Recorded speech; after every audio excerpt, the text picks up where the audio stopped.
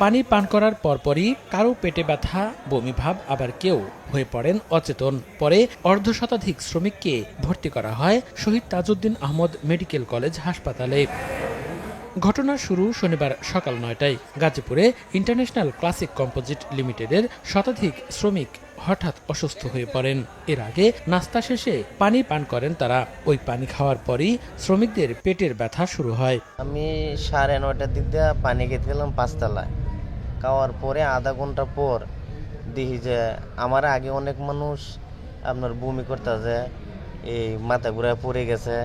এরপরে আমার আধা ঘন্টা পর ১০টার দিক দিয়ে আমার এই অবস্থা, আমি আর চোখে কিছু দেখতে পাচ্ছি না। এই খবর ছড়িয়ে পড়লে শুরু হয় বিক্ষোভ। বাধ্য হয়ে বন্ধ ঘোষণা করা হয় কারখানা। পানি পরীক্ষার জন্য বিশেষজ্ঞ দল কাজ করছে বলে জানায় কর্তৃপক্ষ।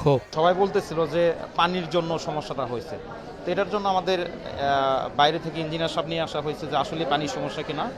যখন আমরা দেখছি এটা বড় গুরুতর সমস্যা হতে পারে, আমরা ফ্যাক্টরি আমাদের অলরেডি ছুটি দিয়ে যারা অসুস্থ হয়েছে তাদেরকে যাতে সব জায়গায় চিকিৎসা ভালো হয় এর জন্য সব জায়গায় ব্যবস্থা নেওয়া হয়েছে। চিকিৎসক জানান, হাসপাতালে ভর্তি কারো অবস্থায় আশঙ্কাজনক নয়, তবে পর্যবেক্ষণে রাখা হয়েছে তাদের। তারা বলেছে প্রাথমিক হিস্টোরিতে যে তারা পানি খেয়েছে বলে অসুস্থ হয়েছিল।